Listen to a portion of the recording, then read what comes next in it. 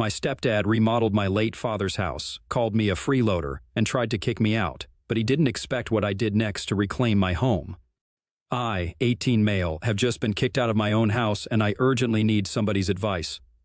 To start with, I have never had a perfect family. My mom and dad were childless for 4 years before they got pregnant with me. I have been told that it was a miracle that my mom got pregnant since they had been trying for a long time and had lost all hope. However, once my mom found out that she was pregnant, both my parents were extremely happy and started to plan for the future. This happiness was short-lived, as has been told to me by my grandma, because my parents were never really happy with each other. They have always had a lot of nasty fights, and even after my mom got pregnant with me, these fights never really stopped. All of their fights were pretty much about the same things every day. Mom hated the fact that Dad gambled, and Dad hated the fact that Mom was drinking the whole day, even though she was pregnant with me. To compromise, Dad decided to stop gambling on the condition that Mom stopped drinking as well, which Mom initially agreed with, but she never kept her end of the deal. Dad found out that she was secretly hiding alcohol bottles around the house to take a sip here and there. At this point, he felt that she was not only endangering herself by drinking alcohol, but also me. Hence, Dad gave her an ultimatum. He threatened that he would leave her if she did not stop, which apparently did not sit well with my mom. My grandma says that because of this, Mom got really pissed and started to abuse my dad verbally. She then threw a pair of scissors at my dad, which hit the corner of his eyes and injured him seriously. Later, when he was rushed to the doctor, he was informed that he had a partial corneal laceration, which could be treated, but that he was extremely lucky that it did not result in permanent vision loss. This really scared my mom, and she begged my dad to not press any charges against her, and she promised to change. So, my dad decided to let it go. When I was finally born, I had been told that both my parents were very happy and tried their best to take care of me. However, the peace between them didn't last long. According to my grandma, my dad one day came home from work to find me crying my eyes out in my nursery, while Mom was passed out on the sofa, clearly drunk. He was furious and woke her up to confront her about it, but she kept saying that motherhood is hard and that it was just one drink. He would have also called CPS on her had she not calmed him down. I wish he had, because after getting drunk, Mom started to cleverly drink only during the morning, after Dad would leave, so that she would not get caught later in the evening. This is why I must have spent a lot of days in hunger, because my health started to deteriorate and I was losing weight really fast. Whenever my grandma would come to visit, she would always find the house in a complete mess. There would be dirty dishes in the sink, the floor would be sticky and filthy, and the entire place would be in disarray.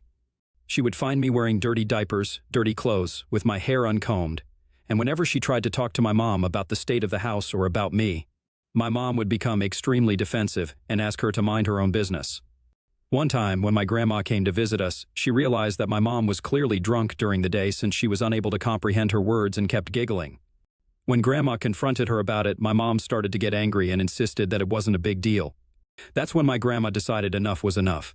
She stayed with me the entire day so she could take care of me, and later, when my dad was back from work, she demanded that she take care of me for a few months so that she could admit my mom to a rehabilitation center. My mom tried to fight back, but my dad immediately agreed with my grandma, since he too must have realized that his wife needed help.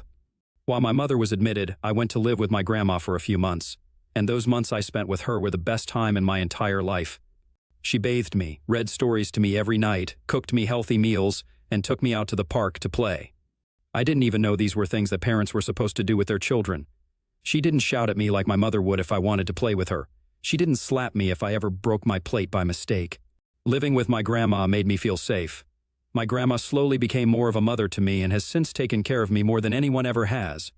I'm so grateful that she is my grandma because I don't know how else I could have survived all those years. My dad would visit me all the time since he missed me a lot. He would tell me how much my mom missed me and that she could not wait to get well so that she could hold me again. Honestly, I kind of dreaded going back to my parents' place. I wish that I could just stay with my grandma forever. However, in a few months, when my mother finally got sober and got her double A sobriety chip, the first thing she did was drive to my grandma's place and visit me. It was surreal seeing my mother after all these months, and I felt like meeting a stranger. My mother did look much better, and after she and Grandma had a talk, I was informed that I would be moving back to my parents' place later this weekend. No matter how much I cried or protested, my mom told me that she was my parent, and I had no choice but to live with her. It felt painful to come back to my parents' place, which had so many bad memories. I guess the move must have mentally and emotionally affected me a lot because I started to eat a lot less, and I would puke a lot. At the mere age of 5, I was diagnosed with ED, and my parents did everything they possibly could to help me. They even took me for family therapy so that we could all heal from our past and move on. Slowly but surely, I started to feel better as I settled down, and my parents were no longer fighting, and my mother was no longer drinking. She tried to be a more present parent, which made me start to trust her.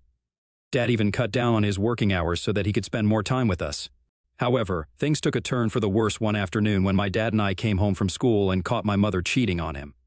She had the audacity to bring her affair partner into our house, and we walked in on them doing the dirty deed. I was absolutely traumatized, and my dad was speechless for a few minutes. His whole face was red in embarrassment as my mom and her affair partner rushed to cover themselves up. He told me to go upstairs while he confronted my mother, and her affair partner ran out of the house in terror.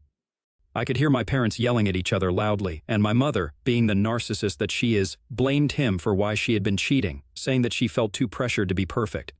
And this other guy made her feel like a normal person. She told my dad how she felt like no matter what she did, he was always disappointed with her because of her past mistakes. My dad yelled back that she was a coward and that he was done with her. He demanded that she move out immediately.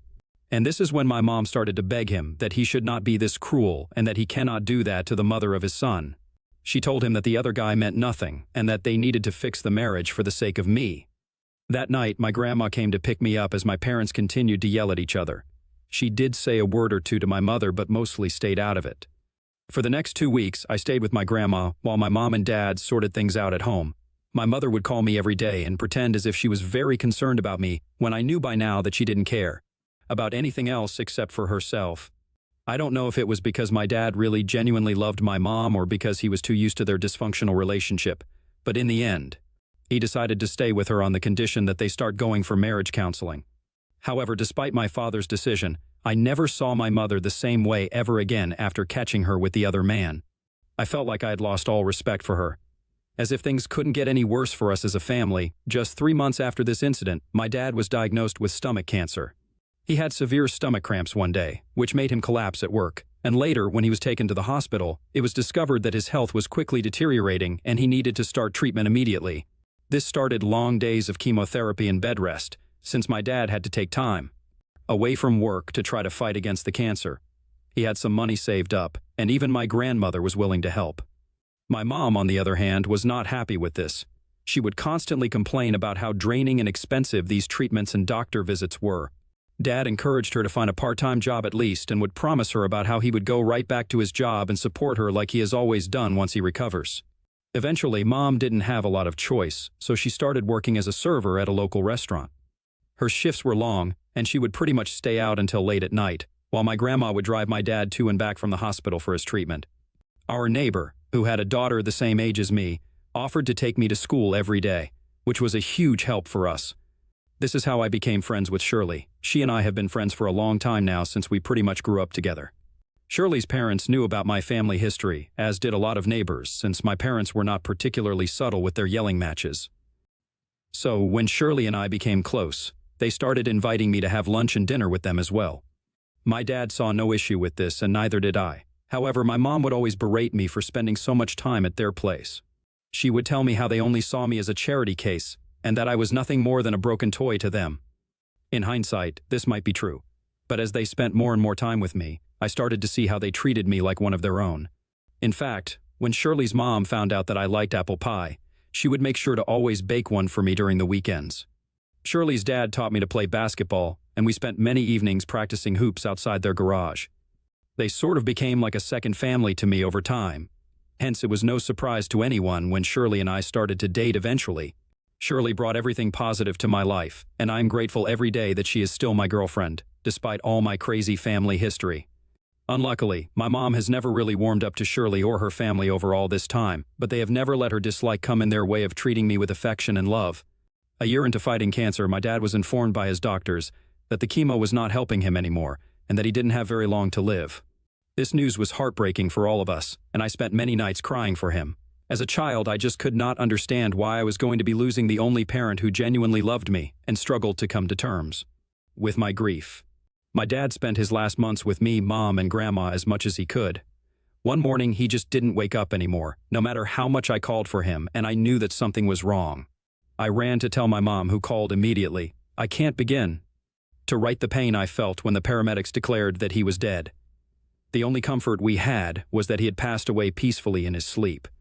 I did not let them take my dad's body away until I was literally physically restrained by my mom, as I kept crying and screaming in grief. It was only when my grandma arrived that I calmed down a bit. I couldn't imagine the grief that she must have felt at that moment. The funeral happened without any issues. However, the real twist came when Dad's lawyer arrived to read his will.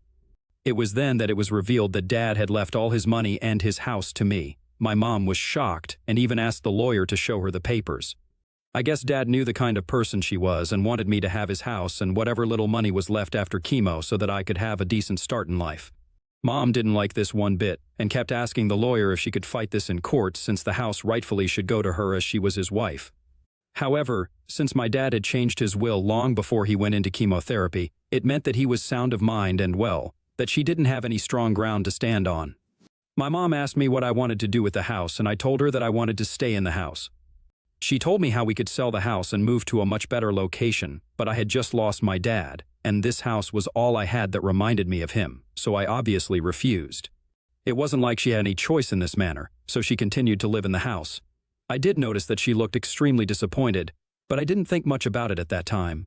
However, not even 2 months later, my mom informed me that she had met someone and that she wanted me to meet him. Finally, now imagine my surprise when I walked into the restaurant and she introduced me to none other than Andrew, the very same guy she had been caught sleeping with years ago by Dad and me. I immediately recoiled in disgust and shock as the man extended his hand to greet me. I asked my mom if this was the same guy, and she acted all surprised and told me to sit down so she could explain further. I refused to shake the guy's hand or even acknowledge him, as I was furious at my mom for even thinking I would ever want to meet him. My mom began to explain how they both had reconnected after all these years and that Andrew was just an old friend who made her feel good after Dad's death. There was something in her words that just made me feel like she was lying to me. They also seemed extremely cozy with each other and kept kissing, which made me even more uncomfortable. I started to think about all those nights she came back home late at night while my dad was still alive, giving excuses that she was working overtime when she could have been very well meeting up with this guy behind our backs. Throughout the evening, I kept ignoring Andrew whenever he tried to make any small talk with me. Later, my mom was pissed at me for being rude to her boyfriend and told me how disrespectful it was. I remember that she even told me that this is why she was thinking of marrying Andrew in the next few months, so hopefully I could have a positive role model in my life. I was pissed hearing this and told her that there was no way that I wanted it in my life, and that if they did get married, then she had to move out because I would rather live alone than with a man who had the audacity to have an affair with her while my dad was still alive. My mom threatened me that I was still underage and that she was my parent, so I had no real choice in this matter anyways. Unfortunately, she was right, and true to her word, she soon got married to Andrew, and he quickly moved into our house. Once he moved in, he made sure to remind me every day that he was the man of the house. He hated the fact that I had pictures of my dad and me in our living room, so one day after I came back from school, I discovered that he had taken those pictures down and put them in the basement. When I angrily confronted him, he told me that he and my mom needed to make a fresh start, hence, I was only allowed to put up pictures of my dad inside my bedroom.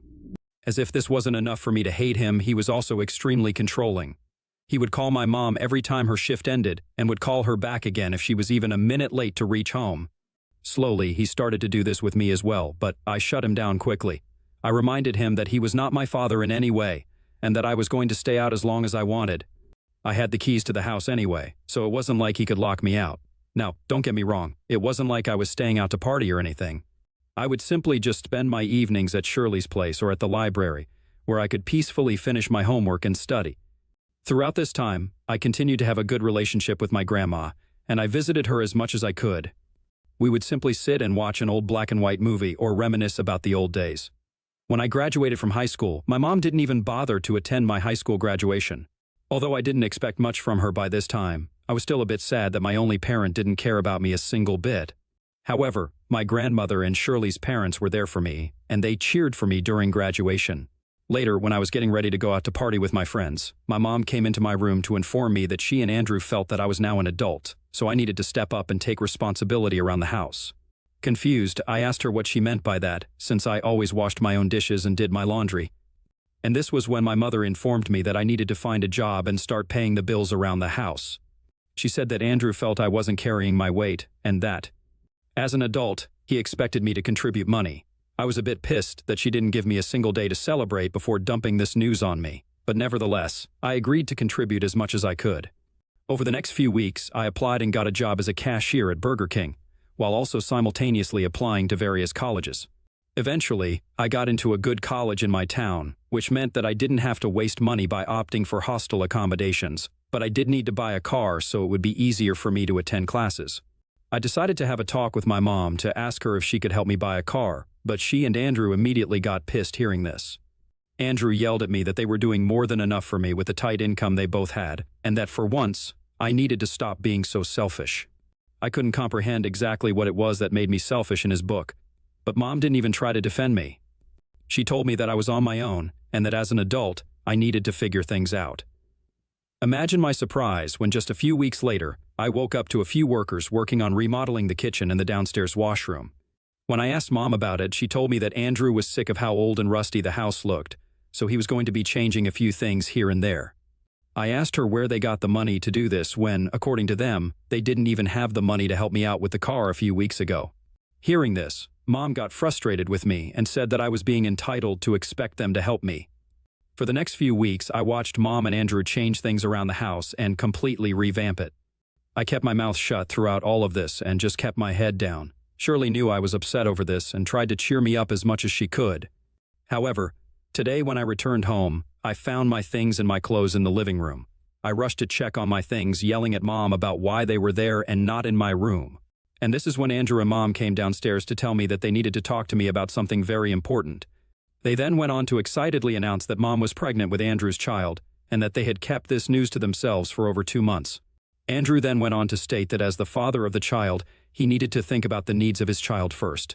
Hence, he had decided to change my room into a nursery for his baby. My mouth hung open in shock as he went on to say that it was time for me to move out and live on my own.